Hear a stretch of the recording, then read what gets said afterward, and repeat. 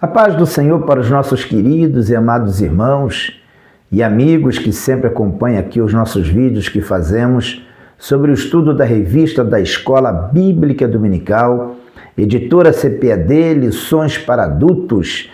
Nós estamos começando a partir de hoje mais um trimestre, é o terceiro trimestre deste ano de 2025. Estamos avançando aí e indo já para o terceiro trimestre. Hoje nós vamos começar a estudar esse terceiro trimestre, que vai nos trazer uma série de lições muito interessantes, baseadas no livro de Atos, onde nós vamos aprender sobre a primeira igreja. Sim, a primeira igreja. A Igreja de Jerusalém. Nós temos como assunto geral para estudar durante todo esse trimestre a Igreja em Jerusalém, doutrina, comunhão e fé, a base para o crescimento da igreja em meio às perseguições. Vamos estudar os comentários feitos pelo pastor José Gonçalves. Pastor José Gonçalves é o comentarista desse trimestre, líder da Assembleia de Deus em Água Branca, no Piauí, mestre em teologia, graduado em filosofia, escritor de diversas obras editadas pela CPAD e membro da comissão de apologética da CGADB. Portanto, vamos aprender aí uma série de lições comentadas pelo pastor José Gonçalves, e acreditamos que vamos ter aí um aprendizado muito grande, gradativo. À medida que formos estudando cada lição, vamos nos aprofundar, vamos conhecer cada vez melhor a igreja que deu origem a todas as outras igrejas, a Igreja de Jerusalém. Tá? É muito importante que a gente já comece frisando que o objetivo desta série de lições são explicar, por exemplo, como que começou a igreja. Nós vamos entender como começou a igreja, o que a Bíblia fala a respeito da origem da igreja. A primeira igreja foi fundada onde? Foi fundada em Jerusalém. Lá se iniciou a primeira igreja local que pregou o evangelho, que expandiu o evangelho para todo o mundo. Hoje nós temos cristãos convertidos pelo mundo afora, espalhados por todo o mundo, mas tudo começou em Jerusalém. Tudo teve o seu início ali na cidade de Jerusalém, com um grupo de crentes que a Bíblia diz que eram quase 120, arredondamos sempre falando sobre 120 crentes. 120 crentes que deram origem a esse movimento cristão que se expandiu por todo o mundo. Tá certo? Então, vocês já devem ter percebido aí, pelo comentário que estamos fazendo inicialmente, que será uma sequência de lições muito ricas para nós entendermos a história da igreja, mas não só isso, nós vamos além disso. O objetivo das lições não é só nos trazer aqui um pouco da história da igreja, mas trazer também aplicações importantes para a igreja dos dias atuais. A igreja do nosso tempo, a igreja da qual nós fazemos parte. Então, nós já sabemos que Jerusalém é o começo de tudo. A primeira igreja, ela começa em Jerusalém. Agora, temos algumas perguntas que nós vamos fazer ao longo desse trimestre, que certamente vai nos ajudar a compreender um pouco mais sobre os propósitos, a missão da igreja na Terra. Uma pergunta interessante que nós vamos ter a oportunidade de responder durante esse trimestre é: até que ponto nós somos parecidos com a igreja de Jerusalém? Você já parou para pensar nisso? A igreja de Jerusalém, ela tinha uma característica, um perfil. Até que ponto a minha e a sua igreja local, até que ponto as igrejas nos dias atuais, elas se parecem com a igreja de Jerusalém? Nós vamos descobrir isso também, estudando essas lições.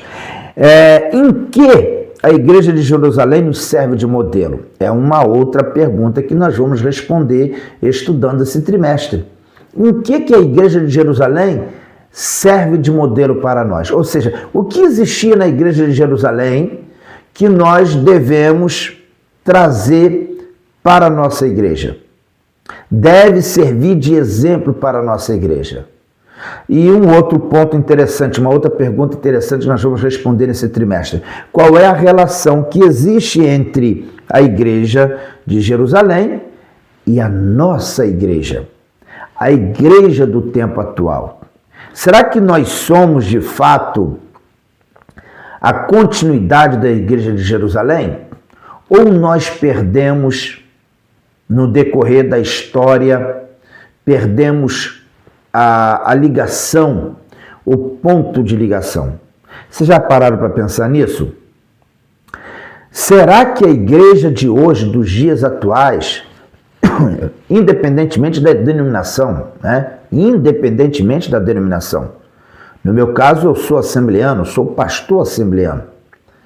Mas a pergunta que eu faço, que é a pergunta que nós devemos fazer e buscar respostas nesse trimestre é: qual a relação que existe entre a igreja de Jerusalém e a nossa igreja atual? Será que nós temos algum ponto de identificação? Ou nós somos hoje uma igreja completamente desvinculada dos princípios, das regras, dos hábitos, dos costumes, das crenças daquela igreja, a igreja de Jerusalém? São perguntas que nós vamos ter a oportunidade de responder à medida que nós formos estudando aí lição após lição, tá certo? Temos aí 13 lições para estudar nesse trimestre. No nosso sumário da revista temos aqui a primeira lição, a igreja que nasceu no Pentecostes, nós vamos estudar isso agora. Na lição de número 2, a igreja de Jerusalém, um modelo a ser seguido. Na terceira lição, nós vamos aprender sobre uma igreja fiel à pregação do Evangelho. Na lição 4, vamos aprender sobre uma igreja cheia do Espírito Santo.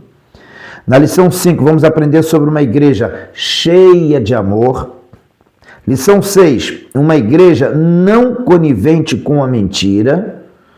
A lição 7, uma igreja que não teme a perseguição. Lição 8, uma igreja que enfrenta os seus problemas. Lição 9, uma igreja que se arrisca. Nós vamos aprender em que sentido. A lição 10, a expansão da igreja. Lição 11, uma igreja hebreia na casa de um estrangeiro.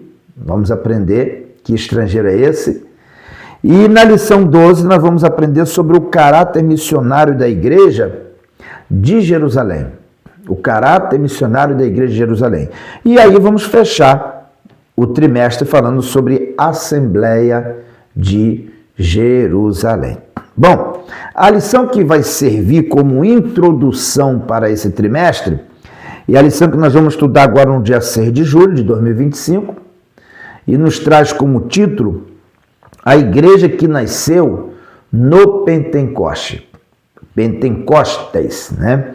A igreja que nasceu no Pentecostes. Esse é o título da lição que nós vamos estudar a partir de agora, que é uma lição que nos serve como uma introdução para todo esse trimestre, comentado pelo pastor José Gonçalves. Então vamos lá. A igreja que nasceu no Pentecostes. Que igreja é essa que nasceu no Pentecostes? Qual é a relação da festa do Pentecostes, porque eu já estou logo dizendo que Pentecostes aqui era uma festa judaica, que acontecia 50 dias depois da Páscoa. Então, o acontecimento que nós temos aqui se dá 50 dias depois da Páscoa. É a festa que os hebreus chamavam de festa das semanas, e nós, no grego, temos esse termo Pentecostes, que faz uma referência aos 50 dias da Páscoa até esse momento. Então a palavra Pentecostes ela é grega para dar significado a essa festa que os judeus, os hebreus chamavam de festa das semanas. Então nós vamos estudar agora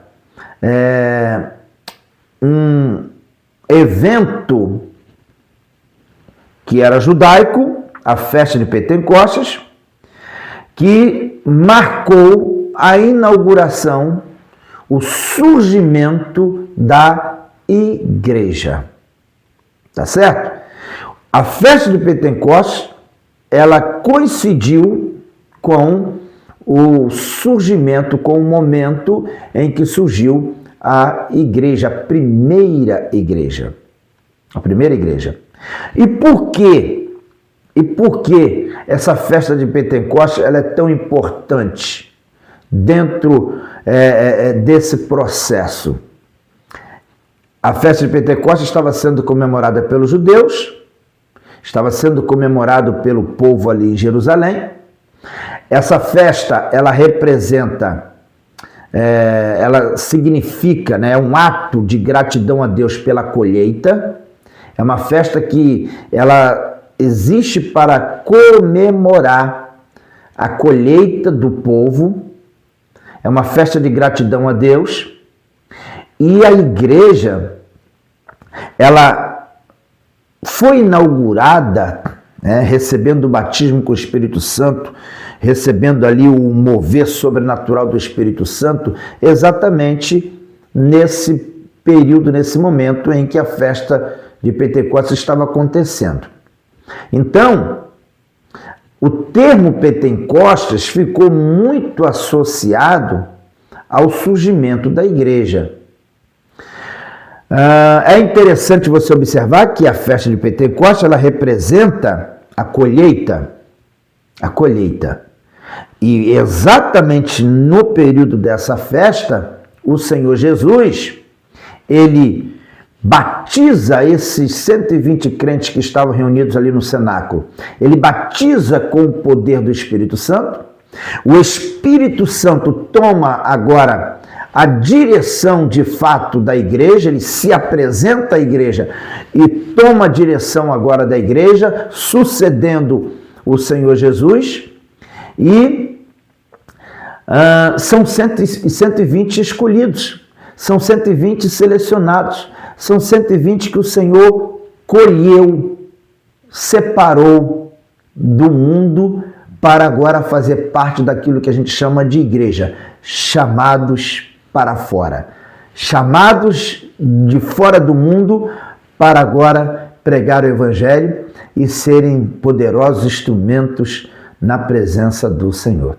Então vocês vejam aqui que essa festa de Pentecostes, ela tem um significado para os judeus e passa a ter agora uma importância para nós no sentido de ser um marco.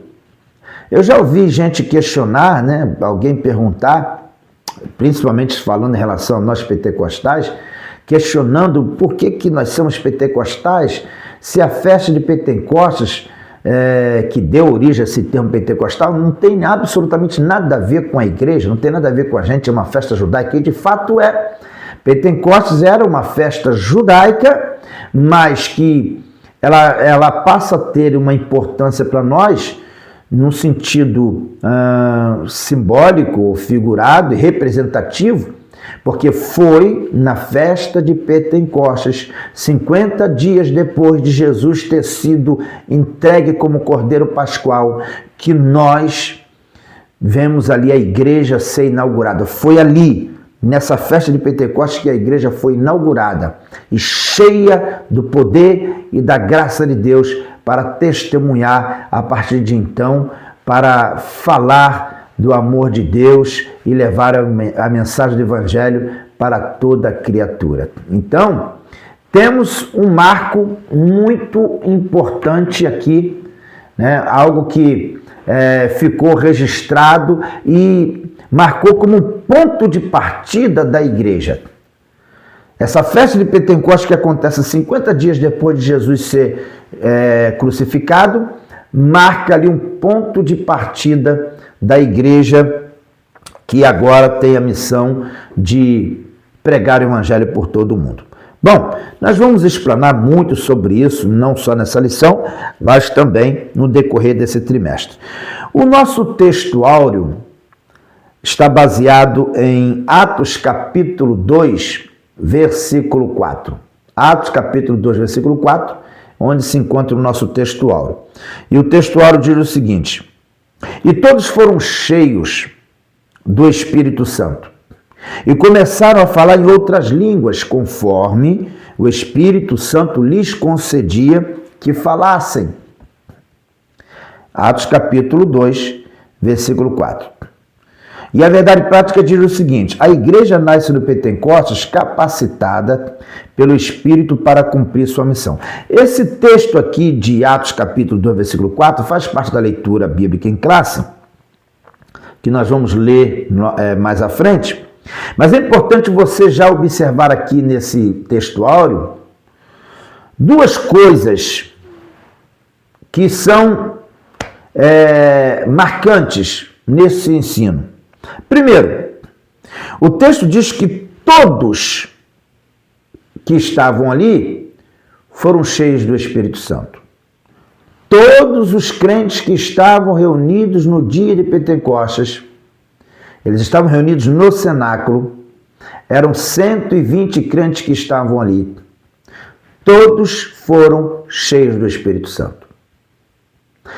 A Bíblia diz que cerca de 500 pessoas viram Jesus ressuscitado. E certamente sabiam da promessa do Senhor Jesus de que ele iria enviar o Consolador depois que ele subisse. No entanto, no dia de Pentecostes, só estava ali 120. No dia de Pentecostes, quando desceu o batismo com o Espírito Santo sobre aqueles crentes, só havia ali 120. Onde estavam os 380? Onde estavam? Eles estavam em qualquer lugar, menos aguardando a promessa feita pelo Senhor Jesus. Estavam em qualquer lugar do mundo, ocupados com seus afazeres. Só não estavam no lugar que eles deveriam estar, que esses 120 aqui estavam. Portanto, se nós temos em Atos capítulo 2 a inauguração da igreja, o surgimento da igreja, podemos dizer que a igreja começou com 120 crentes. E o texto diz que todos foram cheios do Espírito Santo e começaram a falar em outras línguas. Agora observe bem, começaram a falar em outras línguas conforme o Espírito Santo lhes concedia. Isso significa que o Espírito Santo estava no controle. O Espírito Santo estava na direção. Jesus havia sido assunto aos céus, Jesus havia subido. Jesus havia ficado 40 dias com os discípulos aqui e já havia se passado 10 dias que Jesus tinha subido, tinha sido assunto aos céus. E depois de 10 dias que Jesus havia subido, desceu sobre esses 120 o poder do Espírito Santo.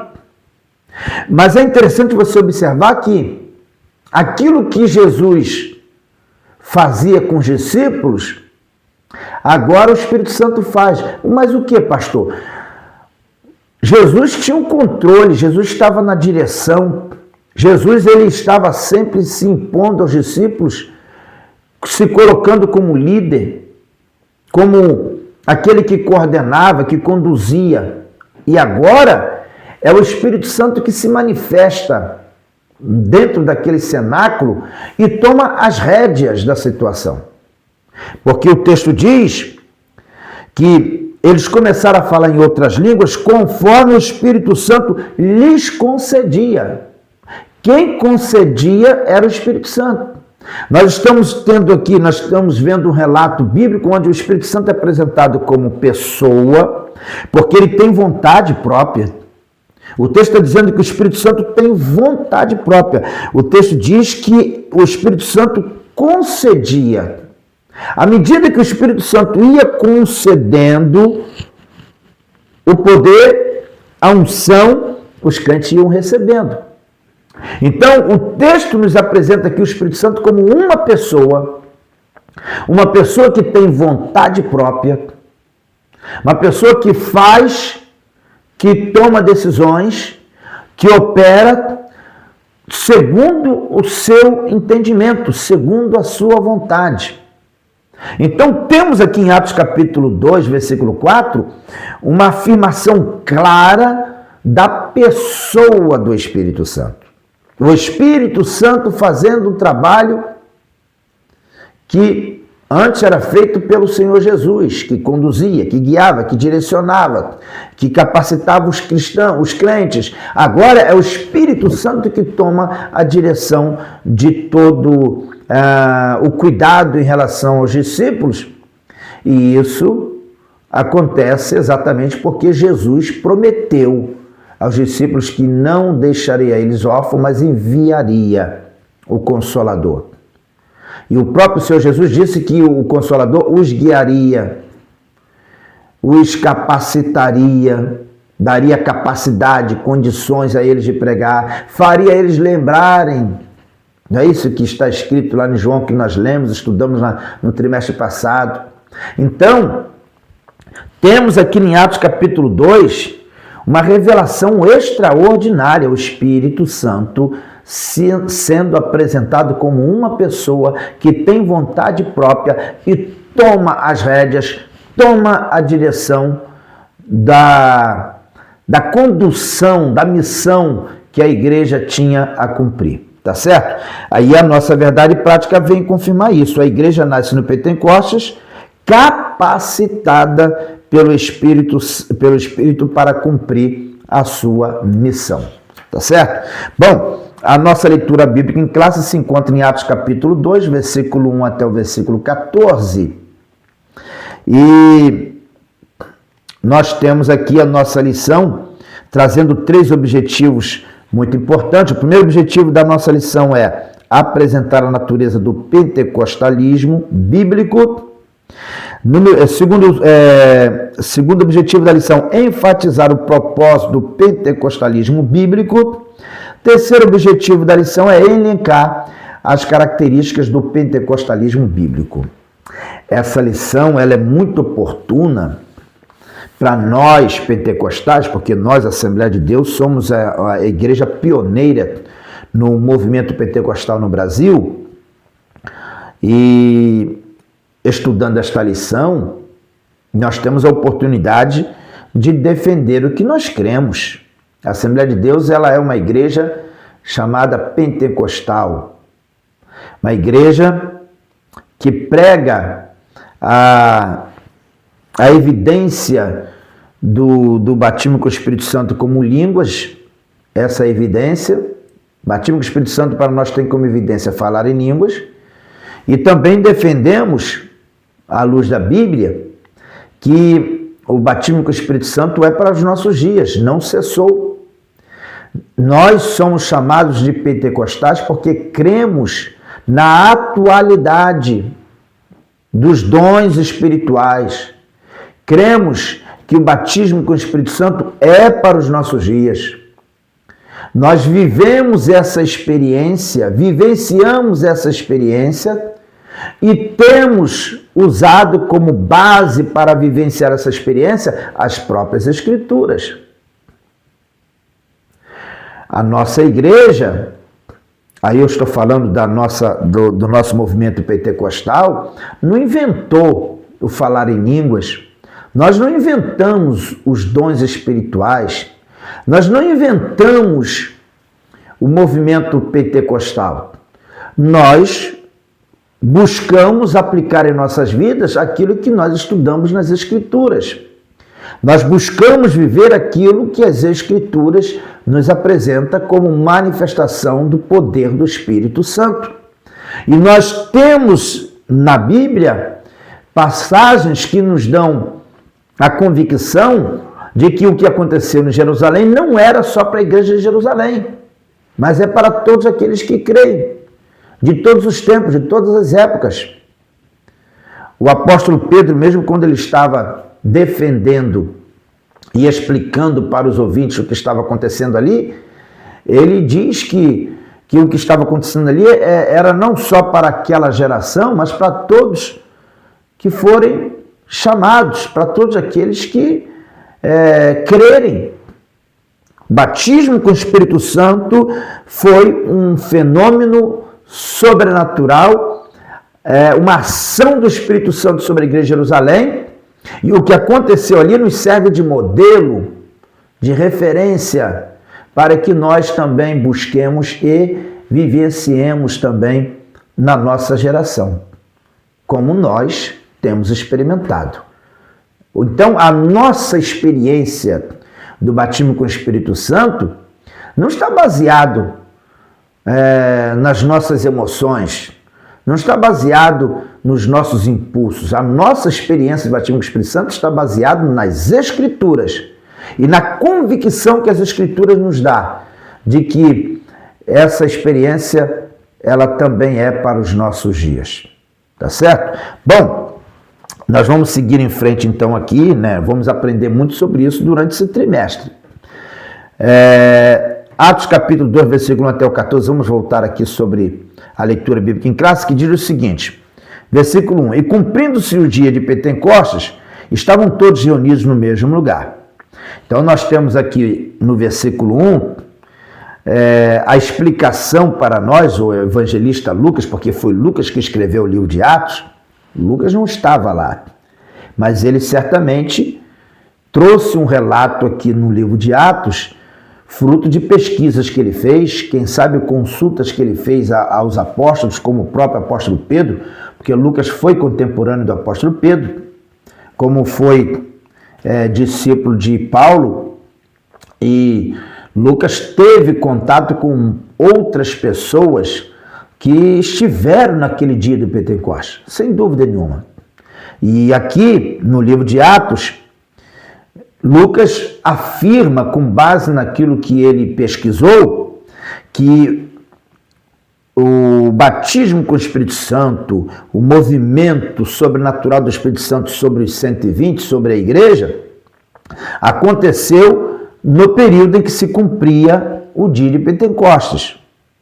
E o texto diz que estavam todos reunidos no mesmo lugar. Todos quem? Todos que creram. Todos que permaneceram fiéis. Todos que aguardavam ansiosamente a promessa do Pai feita pelo Senhor Jesus. Então ele diz aqui que todos estavam reunidos no mesmo lugar. E no versículo 2, nós temos a manifestação sobrenatural. Versículo 2 e 3. E de repente, veio do céu, como de um vento veemente e impetuoso, e encheu toda a casa em que estavam assentados. E foram vistas por eles línguas repartidas como de fogo, as quais pousaram sobre cada um deles. Temos nesses dois versículos aqui uma riqueza muito grande de revelações, de ensinamentos. No versículo 2, o texto diz que foi de repente. Estavam todos reunidos no mesmo lugar. De repente, de forma inesperada, de uma forma imprevisível, surgiu de repente, veio do céu um som como de um vento veemente e impetuoso. Eu faço relação desse versículo aqui com aquilo que Jesus fez com os discípulos, quando ele já havia ressuscitado e chegou dentro de uma sala onde estavam os discípulos, de portas fechadas, a Bíblia diz que Jesus falou para eles: paz seja convosco. E Jesus disse: recebei o Espírito Santo, e assoprou. Jesus assoprou. O vento é um símbolo do Espírito Santo. Quando Jesus assoprou sobre os discípulos, aquele ato ali foi um ato representativo também, porque quando Jesus assoprou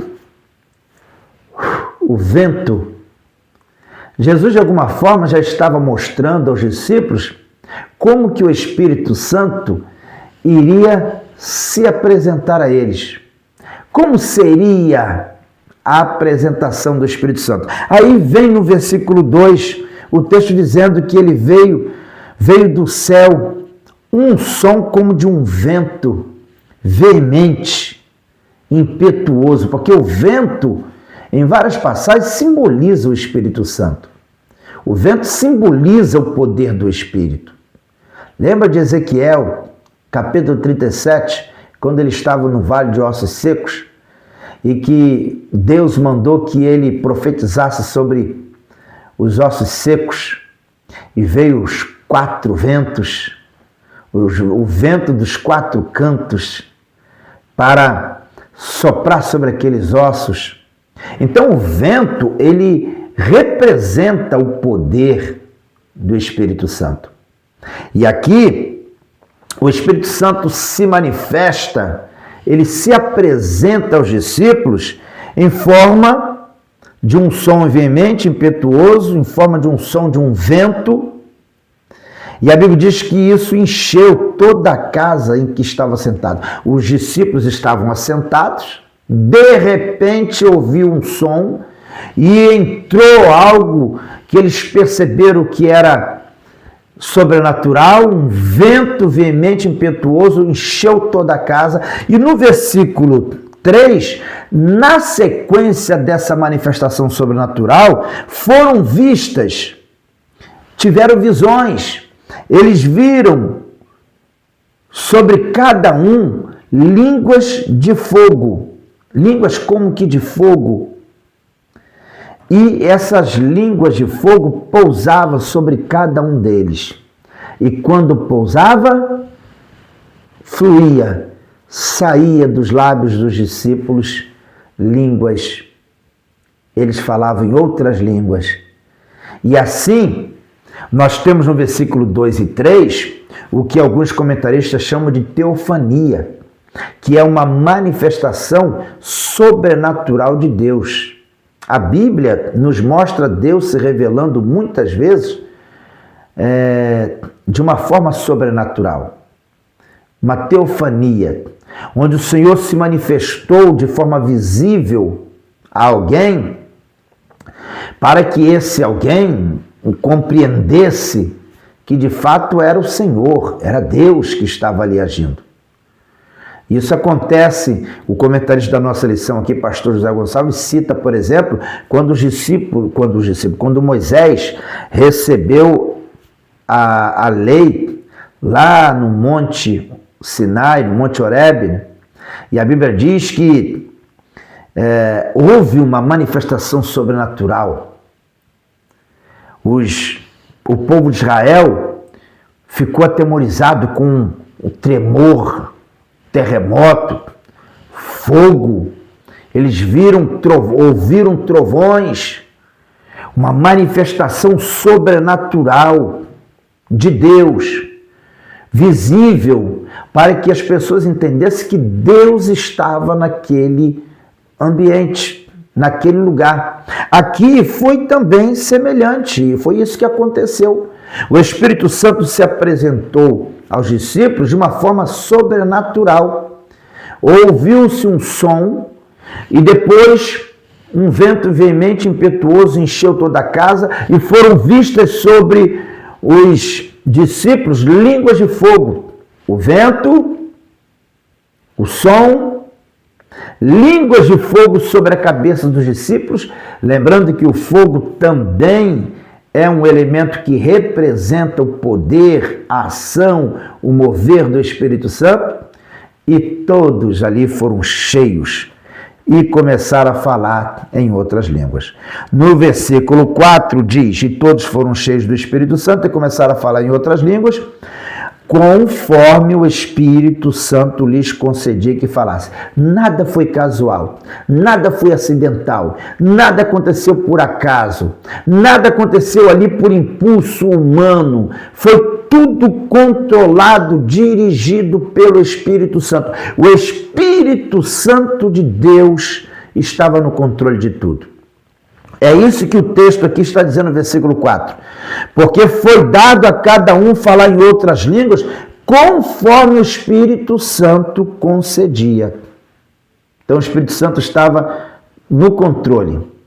Versículo 5. E em Jerusalém estavam habitando judeus, varões religiosos de todas as nações que estavam debaixo do céu, e correndo aquela voz, ajuntou-se uma multidão, e estava confusa porque cada um os ouvia falar na sua própria língua. Então o povo estava lá na festa, mas de repente eles saíram da festa e foram prestar atenção no que estava acontecendo no cenáculo, porque aqueles que estavam ali em Jerusalém eram estrangeiros.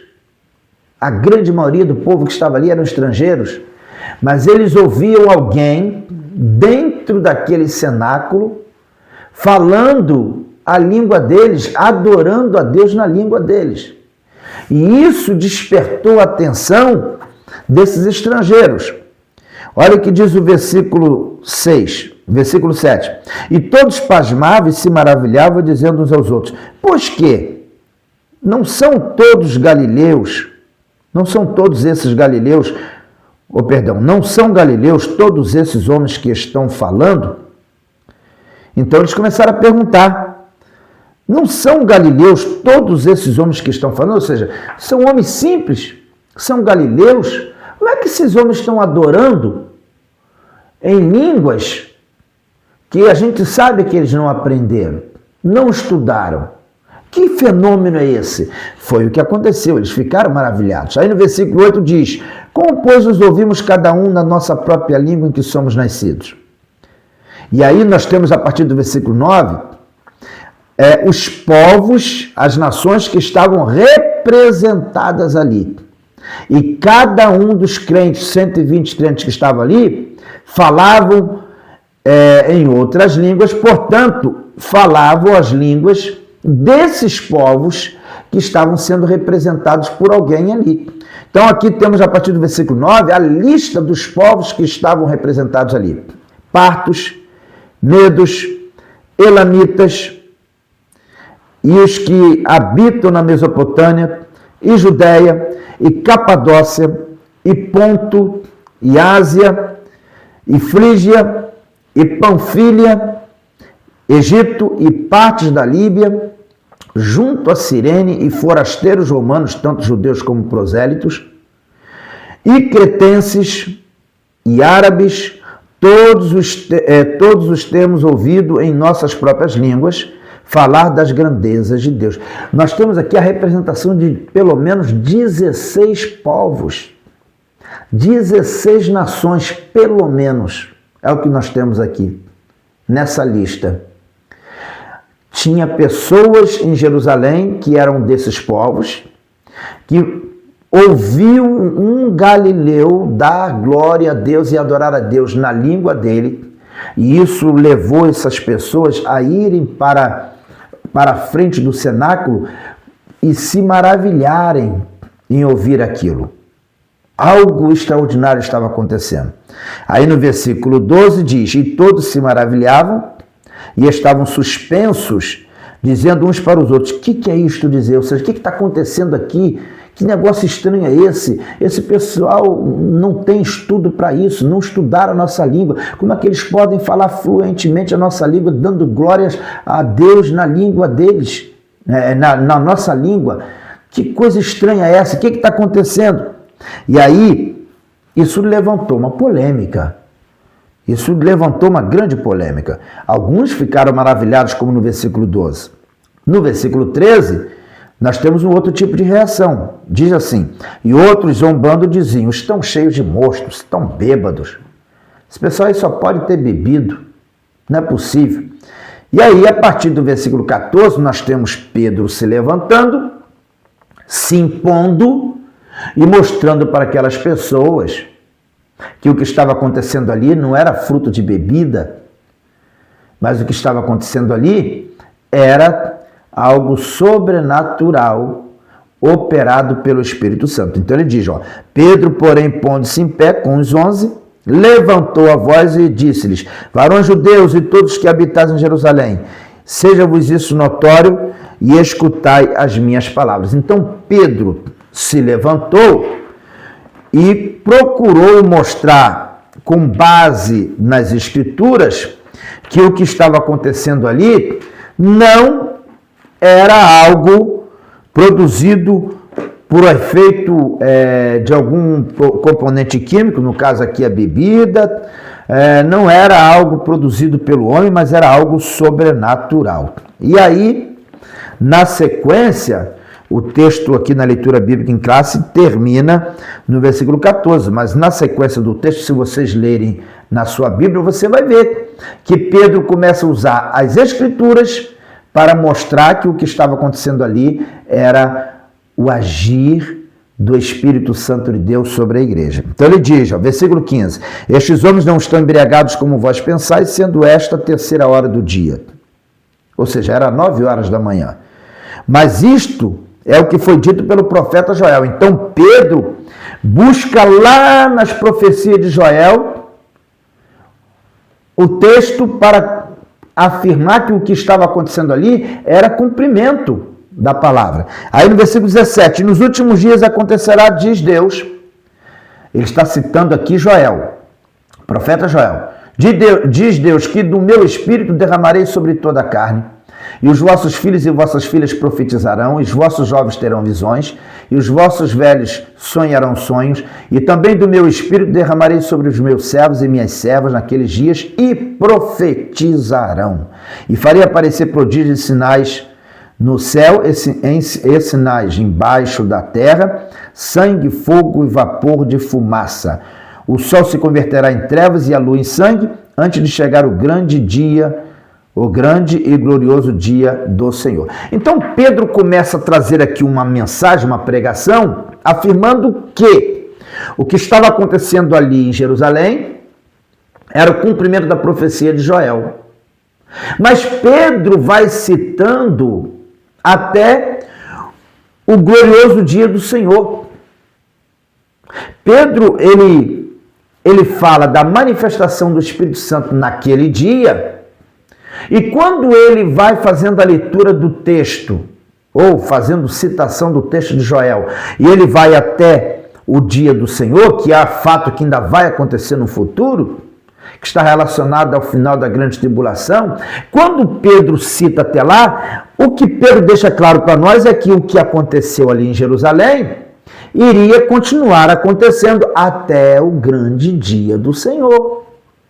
Quando Pedro fala que o que estava acontecendo lá era cumprimento da profecia de Joel, e Pedro vai citando o texto até o dia do Senhor, isso significa que o que estava acontecendo em Jerusalém, a manifestação sobrenatural do Espírito Santo, é algo contínuo, que não fica limitado somente à geração de Pedro, mas vai perdurar até o dia da volta do Senhor. É isso que está aqui, com muita clareza.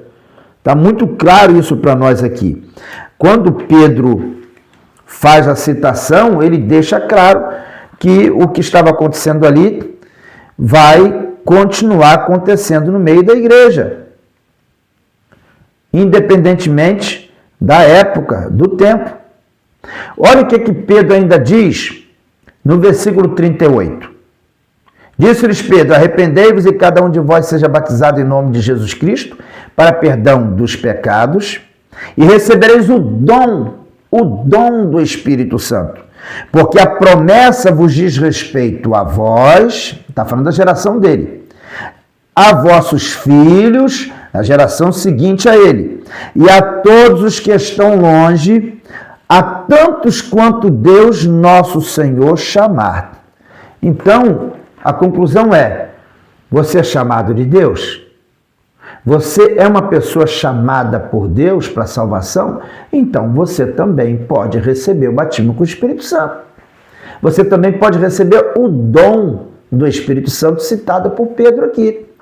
Então, não cessou, não se encerrou na geração de Pedro, muito menos na geração dos filhos, mas perdura até nós, porque Pedro diz aqui que é para todos que estão longe também, a tantos quantos Deus, nosso Senhor, chamar. Então, se você e eu somos chamados de Deus, somos chamados por Deus para a salvação, então nós também podemos receber o dom do batismo com o Espírito Santo. Deu para entender? É uma conclusão muito clara que nós temos aqui da passagem bíblica que nós lemos. Bom, vamos aqui à nossa lição nos comentários, né? Partindo aqui para a parte do comentário. Antes disso, eu quero fazer a leitura da introdução. A introdução aqui da nossa lição é muito interessante. O comentarista colocou o seguinte: a igreja nasceu no dia de Pentecostes. Esse evento marcou o início de uma nova era, a era da igreja. O Pentecostes era uma das festas mais importantes dos judeus e acontecia 50 dias depois da Páscoa. Eu li isso aqui, já citei isso para vocês, né? Foi nesse dia especial que Deus derramou o Espírito Santo sobre todos os discípulos, batizando-os. O derramamento do Espírito no Pentecostes marca o início da igreja, como uma comunidade de profetas, como foi profetizado por Joel. No livro de Atos, Lucas ensina que esses acontecimentos tinham um significado especial para o fim dos tempos, pois já havia sido anunciado pelos profetas do Antigo Testamento. Além disso, o Pentecostes foi uma prova clara de que Jesus havia ressuscitado. O propósito desse derramamento do Espírito Santo foi dar poder à igreja para testemunhar de Cristo ao mundo e levá-la à verdadeira adoração. Isso é o que veremos nesta lição. Então, por que a igreja foi batizada com o Espírito Santo? Por que os crentes receberam o batismo com o Espírito Santo? O batismo com o Espírito Santo foi uma força motora para que a igreja desse início a essa missão de pregar o evangelho a toda criatura, conforme Jesus havia orientado a eles. Jesus disse o que para eles? Mas recebereis a virtude do Espírito Santo, que há de vir sobre vós, e ser-me-eis testemunhas. Então, antes de eles saírem, eles deveriam receber o batismo do Espírito Santo, a capacitação de poder para que depois pudesse fazer o trabalho. A primeira parte da nossa lição tem como título a natureza do Pentecostes. A lição está dividida em 3 partes. A primeira parte é a natureza do Pentecostes bíblico. Primeiro subtópico, de natureza divina. Então, o comentarista fala aqui que a natureza do Pentecostes bíblico é de natureza divina. Foi o Espírito Santo que se manifestou de uma forma na teofania, né, que a gente colocou aqui. Ele se manifestou de uma forma visível, audível, para que todos percebessem ali que o que estava acontecendo era sobrenatural. Segundo subtópico, nós temos um evento paralelo ao Sinai, já expliquei isso aqui para vocês. E terceiro subtópico, centrado em Cristo e nos tempos finais. Segunda parte da nossa lição, nós temos o propósito do Pentecostes bíblico. Qual foi o propósito? Primeiro, promover a verdadeira adoração. O verdadeiro, irmãos, o movimento pentecostal, ele promove a adoração sincera, verdadeira, viu? Então, o batismo com o Espírito Santo, o ser cheio do Espírito Santo, tem como propósito adorar a Deus, promover uma verdadeira adoração na igreja, certo? Uma adoração sem emocionalismos, uma adoração que seja de fato cristocêntrica, onde Cristo seja o centro e não o homem. Tá certo? No segundo subtópico, nós temos poder para testemunhar. Batismo com o Espírito Santo é poder para que a igreja possa testemunhar com ousadia, com autoridade. E no terceira parte da lição, nós temos características do Pentecostes bíblico. Primeiro subtópico, uma experiência específica. Segundo subtópico, uma experiência definida e contínua. Falamos sobre isso aqui também. E terceiro subtópico, as línguas e o amor. 3 tópicos aqui interessantes. Eu espero que vocês possam ler, avaliar versículo por versículo que está aqui para corroborar, para confirmar o que você vai ler aqui do comentarista. E espero que você tenha aí um bom proveito, um bom aprendizado com esta lição inicial desse trimestre. Convide os seus irmãos, convide os seus parentes, seus amigos para serem alunos da Escola Dominical. Faça-se aluno da Escola Dominical na sua igreja. Seja aluno para que você possa crescer, amadurecer, e nesse trimestre você vai aprender muito por que nós devemos fazer parte de uma igreja e por que nós devemos abraçar a doutrina pentecostal. Essas lições vão nos ajudar a entender a importância da doutrina pentecostal para a igreja hoje e vai nos ajudar a entender também que a primeira igreja fundada foi a igreja de Jerusalém e é uma igreja referência e modelo para nós em muitas coisas e vai nos ajudar a compreender que nós precisamos buscar na igreja de Jerusalém referências, devemos ter pontos de ligação com esta igreja para nós não perdermos a nossa identidade. Essas lições que vamos estudar nesse trimestre vão nos dar a compreender, vai nos fazer compreender a importância de você fazer parte da igreja, de você estar congregando, de você estar afiliado, congregando, sendo pastoreado. Muita coisa boa vamos aprender nesse trimestre. Espero que você tire bom proveito de tudo isso. Deus abençoe a todos vocês. Se você não ainda se inscreveu, se inscreva no nosso canal, compartilhe o nosso vídeo, convide outras pessoas a se inscrever também no nosso canal para que possa fortalecer. Deus abençoe a todos. Fiquem todos na paz do nosso Senhor e Salvador Jesus Cristo.